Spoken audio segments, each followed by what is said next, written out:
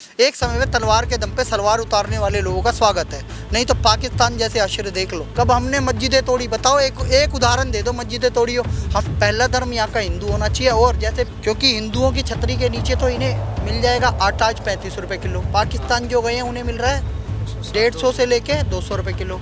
वहाँ डॉलर की क्या है औकात, वो उनका रुपीस कितना है 220 रुपये डॉलर के मुकाबले। पेट्रोल कितने का मिल रहा है 160 रुपये लीटर। और हिंदू अपने अस्तित्व की लड़ाई लड़ रहे हैं। एक देश तो हमें दे दो, 56 मुस्लिम देश, OIC इनके नाम पे, 72 ईसाई देश, communist countries, Russia, China. Bharat को एक हिंदू राष्ट्र बनना बहुत जरूरी है। भारत पूरी दुनिया का नेतृत्व करेगा। देखो 75 साल में कभी रामचरितमानस नहीं जलाई गई। सुनो, गांधी को तुम ही लोग कहते हो हे राम कह के मरा, तो किस नालायक ने रामचरितमानस जलाई? 75 सालों में रामचरितमानस नहीं जली, अब क्यों जल रही है भाई? देश में उपराष्ट्रपति OBC हो गया, प्रधानमंत्री OBC हो गया, राष्ट्रपति दलित हो गया, अब जनजातीय राष्ट्रपति है द्रौपदी मुर्मू। अब बताओ दलितों के साथ कहाँ अत्याचार हो रहा है? ये कह रहे हैं हम दलित हैं।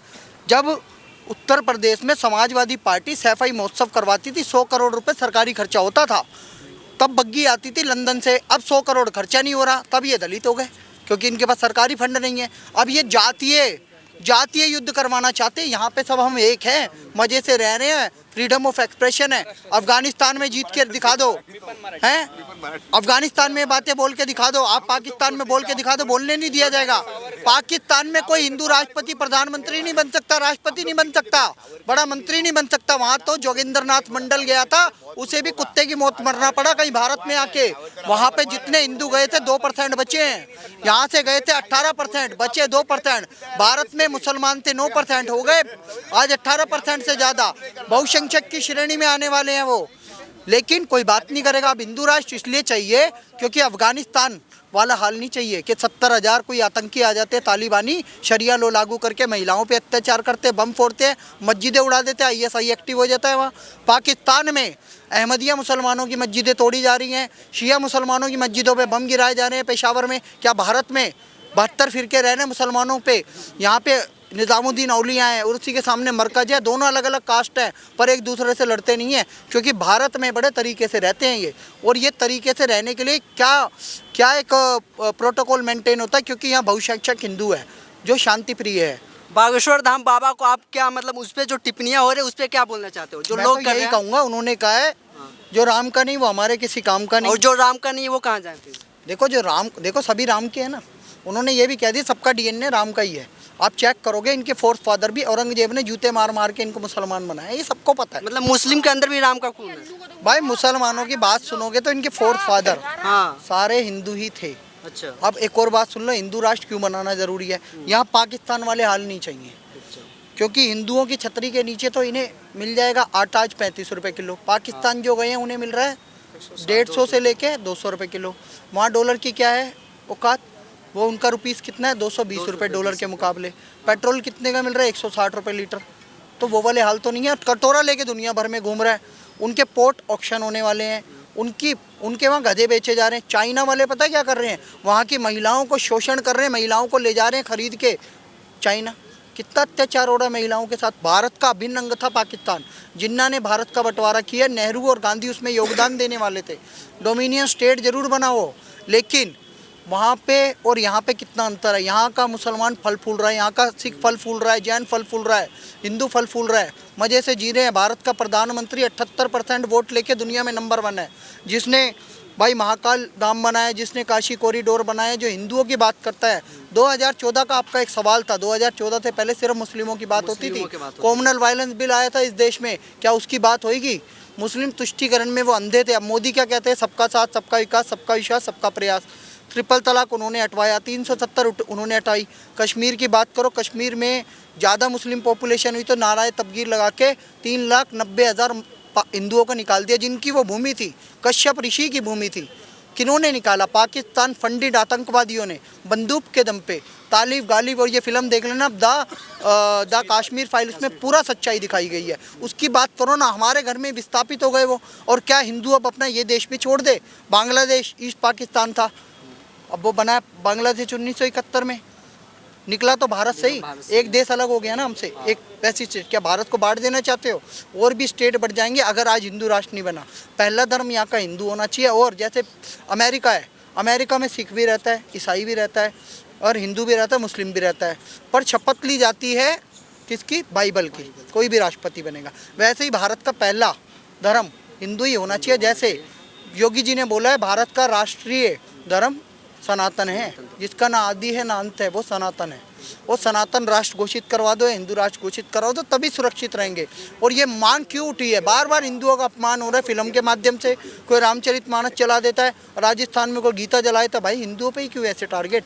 कभी तुम कन्हैया लाल को मार देते हो। गोश्त मोहम्मद रियाज मोहम्मद ने कन्हैया लाल की गर्दन कर दी सर तन से जुदा। क्या हिंदू कोई ऐसे अत्याचार करता किसी पे? हिंदुओं ने कभी किसी के देश पे भी हमला नहीं किया। अटल जी की कविता है, बताओ कब राम कृष्ण के नामों से हमने पे अत्याचार किए, कब हमने मस्जिदें तोड़ी? बताओ, एक उदाहरण दे दो मस्जिदें तोड़ी हो। हमने रिक्लेम किया है। भगवान राम के मंदिर को तोड़ के एक समय पे बाबर जब आया था, उनने मंदिर तोड़ के मस्जिद बना दी थी वहाँ गिमले के नाम पे अपने। अब उस बाबरी मस्जिद को सुप्रीम कोर्ट के माध्यम से लिया है। 550 साल बाद हमें न्याय मिला है और भव्य राम मंदिर निर्माण हो रहा है, इसलिए इनके पेट में दर्द हो रहा है। अब राम को बदनाम कर रहे हैं। कांग्रेस ने राम के नाम पे हलफनामा दिया था, वो काल्पनिक है 2007 में। आज कांग्रेस का अस्तित्व समाप्त हो गया है। 44 सीटों पे निपट गए कांग्रेस वाले और आने वाले समय पे 1 या 2 2024 वाले समय में कांग्रेस मुक्त भारत होने वाला है। अब और पार्टियों का उदय हो रहा है। जो हिंदू हित की बात करेगा वही देश पे राज करेगा। हम स्पष्ट कह रहे हैं, हिंदू जाग चुका है और हिंदू अपने अस्तित्व की लड़ाई लड़ रहा है। एक देश तो हमें दे दो। 56 मुस्लिम देश, OIC इनके नाम पे, 72 ईसाई देश, communist countries, Russia, China. Bharat को एक हिंदू राष्ट्र बनना बहुत ज़रूरी है। भारत पूरी दुनिया का नेतृत्व करेगा। ज्ञान विज्ञान हमारे पास है, वेद आयुर्वेद हमारे पास है, हमारे पास है उपनिषद, हर चीज़ हमारे पास है। हमारा नासा का हेड इस समय हमारा है, माइक्रोसॉफ्ट का हेड हमारा है, गूगल का हेड हमारा है। और वहाँ आतंकवादियों का हेड कौन है? जैश-ए मोहम्मद है। वहाँ पे जितने भी आतंकी ग्रुप होते हैं, जैसे लब्बैक है, चाहे ये एक जिसने 26/11 हमला किया था दाऊद इब्राहिम है, और कौन है? लश्कर तैयबा। और वो जितने भी कितने हमारे CEO तो बड़े राज कर रहे हैं, पूरी दुनिया चला रहे हैं, और उनके CEO बम फोड़ रहे हैं। पेरिस में जितने माइग्रेंट गए थे, यूरोप में जितने माइग्रेंट करते गए थे, बम फोड़ रहे हैं। रोहिंग्या मुसलमानों को क्यों निकाला गया बर्मा से? किसी मुस्लिम कंट्री की औकात हुई उनसे बदला लेने की? कितनी छोटा देश है। इजराइल 90 लाख आबादी का देश है। ये इतने फट्टू हैं कि उनसे बदला भी नहीं ले पाए। डरते हैं इजराइल से, ये डरते हैं विराथू से। वैसे ही इनको सबक सिखाना, औकात में रखना जरूरी है, नहीं तो पूरी दुनिया में आतंक फैलता जाएगा। हम आतंकवाद को रोकने की बात कर रहे हैं। हिंदू कभी आतंकवाद नहीं फैलाता। वो कहता है सर्वे भवन्तु सुखिनः, सर्वे सन्तु निरामया, सर्वे भद्राणि पश्यन्तु मा कश्चित् दुःखं भाग् भवेत्। सबका भलो करो भगवान, सब पर दया करो भगवान, सब पर कृपा करो भगवान, सबका सबविधि हो कल्याण। हम कल्याण की बात करते हैं। कभी भी मंदिरों के नारे सुनना, सत्य सनातन धर्म की जय हो है, और प्राणियों में सद्भावना हो, विश्व का कल्याण हो, हम बोलते हैं। कभी उनके यहाँ से ऐसे नारे दिखाओ ना, नहीं निकलेंगे। तो मैं कह रहा हूँ, अगर प्यार से रहना है, इज्जत से रहना है, सम्मान से रहना है, तो सनातन धर्म अपनाओ और भारत को सनातन राष्ट्र घोषित करो। इस्लाम के नाम पे बने पाकिस्तान की हालत देखो क्या दुर्गति है। तो मैं कहता हूँ कि पूरी दुनिया में अशांति है। कोरोना काल में भी भारत ने ही सबसे बढ़िया हैंडल किया। चाइना भी फेल हो गया, अमेरिका भी फेल हो गया, यूरोप भी फेल हो गया।